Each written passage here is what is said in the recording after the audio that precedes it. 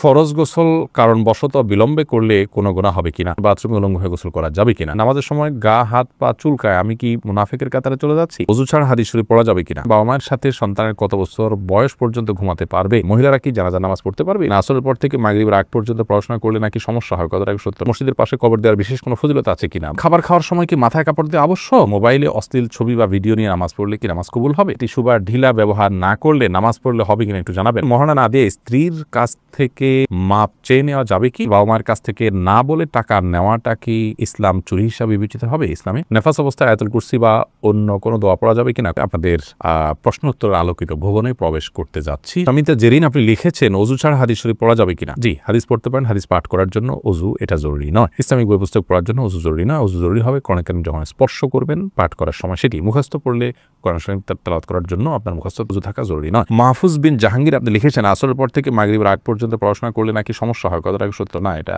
মন করা বিষয়, এমন কোনো কথা নেই, আলোর মধ্যে থেকে আপনি পড়তে পারেন। কামালি আপনি লিখেছেন মহিলারা কি জানাজা নামাজ পড়তে পারবে, এই বিষয়টি নিয়ে ইখতিলাফ আছে, আর স্কলারদের অনেকেই বলেন যে পড়তে পারবে, তবে ওলামা کرام নিষেধ করেন। শামসুল আলম আপনি লিখেছেন বাবা মায়ের সাথে সন্তানের কত বছর বয়স পর্যন্ত ঘুমাতে পারবে, প্রাপ্তবয়স্ক আর কাছাকাছি বা কারিবুল বুলুগ যেটাকে বলা হয় সেই বয়সে থেকেই তাদেরকে পৃথক করা উচিত। এমনি শাকুল ইসলাম লিখেছেন টিস্যু বা ঢিলা ব্যবহার না করলে নামাজ পড়লে হবে কিনা একটু জানাবেন, আপনি যদি পবিত্রতা অর্জন করেন পানি দিয়ে এবং ভালোভাবে করেন, আপনি নিশ্চিত হন যে আর পেশাব বের হয়নি, তাহলে সেক্ষেত্রে আপনার নামাজ হয়ে যাবে, আপনার পবিত্রতাটা নিশ্চিত করাটা হলো মূল বিষয়। এরপরে সাদিয়া বিনতে আজাদ লিখেছেন খাবার খাওয়ার সময় কি মাথায় কাপড় দেওয়া আবশ্যক, না বোন খাবার খাওয়ার সময় আমরা মাথায় কাপড় দিতে বাধ্য নই, কারণ হাদিস আমাদেরকে এর উপর নির্দেশ দেয় না যে ছেলে হোক মেয়ে হোক নারী হোক পুরুষ হোক খাবার সময় আমাদেরকে টুপি দিতে হবে। অনেকে দেখা যায় খেতে বসলে টুপিটা তালাশ করে, আমার টুপিটা দাও আমি খেতে বসবো, অনেকে মনে করেন মাথায় কাপড় দিয়ে তারপরে খেতে হয়, না এমন কোনো বাধ্যবাধকতা নেই, খাওয়ার সময় আপনার মাথা খালিও থাকতে পারে, ঢেকেও আপনি খেতে পারেন, এই বিষয়ে কোনো বিশেষ নিষেধাজ্ঞা নেই। রদ্দুল মুখতারে লেখা হয়েছে যে ওয়ালা বাসা বিল আকলি মুত্তাকিয়ান ও মাকসুফার রাসি, অর্থাৎ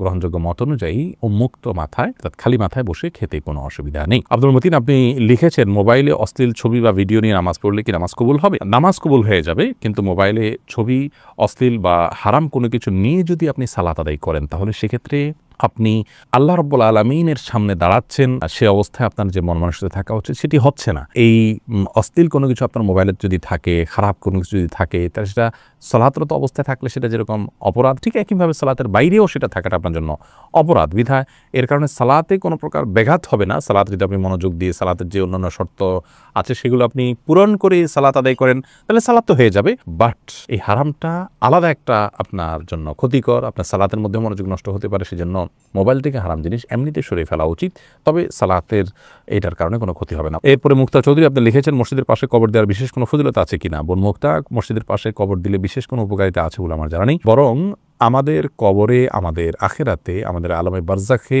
উপকারিতাটি নির্ভর করে আমাদের আমলের উপরে। আপনি যদি ভালো আমল করে যান, আপনার কবর যদি জঙ্গলেও হয়, আপনি যদি কোনো পশুর পেটেও চলে যান, আপনি যদি সমুদ্র নিমজ্জিত হয়ে যান, আল্লাহ আপনার ধ্বংসাবশেষ যেখানে থাকবে সেখানে আল্লাহ রাব্বুল আলামিন আপনার জন্য শান্তির ব্যবস্থা করবেন, আপনি জান্নাতি হিসাবে আল্লাহর কাছে নিবন্ধিত হবেন, আল্লাহর কাছে জান্নাতের মেহমান হিসাবে আপনি আপ্যায়িত হবেন। কিন্তু আপনার যদি আমল খারাপ থাকে তাহলে মসজিদের পাশে কেন, মসজিদের ভেতরে কবর দিলেও কিন্তু তার দ্বারা আপনি উপকার লাভ করবেন না। মমিনুল ইসলাম রুবেল আপনি প্রশ্ন করছেন বাথরুমে উলঙ্গ হয়ে গোসল করা যাবে কিনা। ভাই রুবেল, বাথরুমে উলঙ্গ হয়ে যদি কেউ গোসল করেন তাহলে তাতে কোনো বড় গুনাহ বা কবিরা গুনাহ হবে না, বড় কোনো পাপ হবে না, তবে এই কাজটি অনুত্তম এবং ভালো নয় আমাদের জন্য, জাস্ট এইটুকু আমরা বলতে পারি। কিন্তু আপনার এর কারণে কোনো বড় গুনাহ হয়ে যাবে ব্যাপারটি এরকম না, বিশেষ ওজোরের কারণে যদি আপনার বিবস্ত্র হতে হয় আপনার জন্য সেটা জায়েজ রয়েছে। নবী রাহমাহুল্লাহ সহিহ মুসলিমের সারার মধ্যে তিনি ব্যাখ্যার মধ্যে তিনি লিখেছেন গোসল করার সময় লুঙ্গি বা গামছা বা এই জাতীয় কোনো কিছু দিয়ে গোসল করাটা হলো উত্তম, এতে কোনো সন্দেহ নেই, তবে যদি প্রয়োজন হয় তাহলে সেক্ষেত্রে উন্মুক্ত করে অর্থাৎ আপনার সম্পূর্ণ বিবস্ত্র হয়ে গোসল করা জায়েজ আছে। একটি হাদিস এরকম রয়েছে, নবী সাল্লাল্লাহু আলাইহি ওয়াসাল্লাম বলেছেন যে আল্লাহ তাআলাকে কেউ যদি নাও দেখে তো আল্লাহ তাআলাকে অন্তত লজ্জা করা উচিত, লজ্জাশীলতা থাকা উচিত, এজন্য এরকমটি প্রয়োজন হলে করা যাবে, আর প্রয়োজন ছাড়া এরকম করাটা অনুচিত, অনুত্তম, ভালো কাজ নয়। প্রয়োজন হলে করা যাবে। তার একটা দলিল হলো সহিহ বুখারীতে বর্ণিত হয়েছে যে আইয়ুব আলাইহিস সালাম তিনি একবার সমস্ত কাপড় চোপড় খুলে তারপর গোসল করেছেন। তারপরে মুসা আলাইহিস সালামের ব্যাপার আপনারা জানেন যে তিনি গোসল করতে নেমেছেন, পাথর তার কাপড় নিয়ে দৌড় দিয়েছে, তিনি তার পিছনে দৌড়াতে শুরু করেছেন। এগুলো সব বিশেষ কারণে এবং বিশেষ প্রেক্ষিতে, তাছাড়া এগুলো আগের শরিয়াত, সেগুলোর বিধান আমাদের জন্য বহু যে প্রযোজ্য তা নয়। আমাদের জন্য অনুত্তম হবে কাপড় চোপড় একদম খুলে গোসল করাটা, তবে হারাম নয়। বেলাল হোসেন জানতে চেয়েছেন 4 রাকাত বিশিষ্ট নামাজের প্রথম বৈঠকে তাশাহুদের পর দুরূদ পড়ে ফেললে করণীয় কি? হানাফি মাযহাব অনুযায়ী আল্লাহুম্মা সাল্লি আলা মুহাম্মাদ এই পর্যন্ত পড়ে ফেললে আপনি সিজদা সাহু দিবেন। অন্যান্য অনেক উলামা ইকরাম অবশ্য বলেন যে না, এই কারণে সিজদা সাহু দিতে হবে না। বিশেষ করে আরবি স্কলাররা বলেন যে না, এই জন্য সিজদা সাহু দিতে হবে না। সৌদি আরব উলামা ইকরাম সহ অনেকেই বলেন। ফেরদাউস সালাম লিখেছেন, নামাজের সময় গা হাত পা চুলকায়, আমি কি মুনাফিকের কাতারে চলে যাচ্ছি? না, মুনাফিকের কাতারে যাচ্ছেন না। আসলে অনেকে আছে যে সালাতের সময় অন্য কোনো কাজ পাচ্ছে না, তো এই জন্য শরীর চুলকায়। আপনি সালাতের অর্থ যদি বুঝেন, মর্ম বুঝেন, সেটার দিকে খেয়াল করে যদি আপনি গভীরভাবে সালাতের প্রতি মনোযোগী হন এবং সালাত আদায় করেন সেরকম মনোযোগের সাথে, ইনশাআল্লাহ বিদিল্লাহ আপনার এই সমস্ত মনে আসবে না। তবে এটার কারণে আপনি মুনাফিকের লক্ষণ নিজের মধ্যে আছে এমনটি মনে করি আপনি মন খারাপ করার কোনো কারণ নেই। তো আকরাম খান আপনি লিখেছেন, নেফাস অবস্থায় আয়াতুল কুরসি বা অন্য কোনো দোয়া পড়া যাবে কিনা? কোরআন তেলাওয়াত করা যাবে না, কোনো আয়াতকে দোয়া হিসাবে আমল হিসাবে পাঠ করা যাবে। জুলকারনাইন আপনি লিখেছেন, ফরজ গোসল কারণবশত বিলম্বে করলে কোনো গুনাহ হবে কিনা? গোসল বিলম্ব করলে কোনো গুনাহ হবে না, তবে ফরজ গোসল যদি আপনি দেরিতে করতে চান, পরবর্তী ফরজ নামাজের আগে আগে আপনাকে করে ফেলতে হবে। আর মাঝে যদি অন্য কাজ করতে চান, রাতে গোসল ফরজ হয়েছে, আপনি ফজরের নামাজের আগ মুহূর্তে গোসল করবেন, তাহলে মাঝে অন্য কাজের জন্য, এমনকি ঘুমানোর জন্য উযু করে ঘুমানোটা হলো সুন্নাহ। নবী সাল্লাল্লাহু আলাইহি ওয়াসাল্লাম এটি করতেন, এটি করা ভালো। বাকি গোসল তৎক্ষণাৎ করে ফেলতে হবে, এমন কোনো বাধ্যবাধকতা নেই।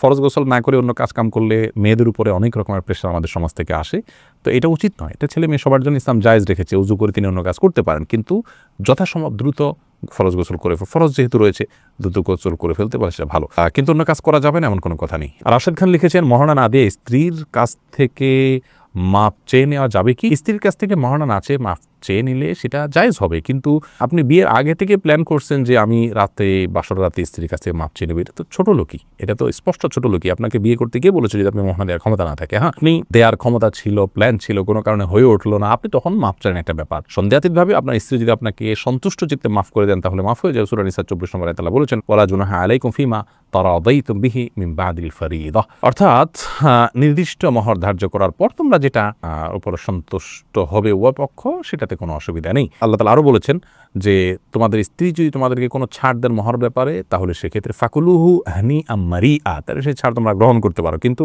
আমার জানা নাই যে কোনো সাহাবী মহর ধার্য হওয়ার পরে স্ত্রীর কাছে মাপ চাইছেন যে আমাকে মাফ করে দাও। এটা আমাদের কাপুরুষতা। এখন আসলে পৃথিবীতে ভাবের অভাব, ধরার সময় 10 লাখ 20 লাখ ধরি ভাবের জন্য এরপরে মাপ চাই আমরা তলে তলে, এটা উচিত নয়, এটা কাপুরুষতা। এবং আগে থেকে সেজন্য আমাদের প্ল্যান থাকা উচিত। মৌলিকভাবে যদি স্ত্রীর কাছে আপনি মাপ চান, আপনি যদি মন থেকেই মাফ করে দেন, আপনার মাফ হয়ে যাবে ইনশাআল্লাহ। এসকে মেহেদী হাসান শুভ আপনি লিখেছেন, বাবা মায়ের কাছ থেকে না বলে টাকা নেওয়াটা কি ইসলাম চুরি হিসাবে বিবেচিত হবে ইসলামে? এই জন্য কি কিয়ামতের দিন শাস্তি পেতে হবে? ভাই শুভ খুবই গুরুত্বপূর্ণ একটি প্রশ্ন করেছেন।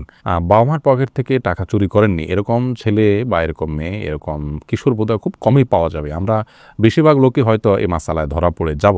তো এক্ষেত্রে ইসলামের শরিয়ার যে মূলনীতি, সেটা আমরা যদি বলতে যাই, তাহলে বলতে পারি যে বুখারী মুসলিমের যে বর্ণনা করেছে যে নবী করিম সাল্লাল্লাহু আলাইহি ওয়াসাল্লামের কাছে এক ব্যক্তি এসে বলল, ইয়া রাসূলুল্লাহ, আমার ছেলে সে আমাকে আমার যে ব্যয়ভার বহন করার তার দায়িত্ব আছে, আমার কোনো উপার্জন নাই, সেটা সে দেয় না, তাহলে সেক্ষেত্রে আমি তার সম্পদ থেকে নিতে পারি কিনা? তখন নবী আলাইহিস সালাম বলেছেন যে তুমি তোমার সন্তানের সম্পদ থেকে তোমার ব্যয়ভার বহনের জন্য যা প্রয়োজন সেটা তুমি নিতে পারো, তাকে না বলেও নিতে পারো।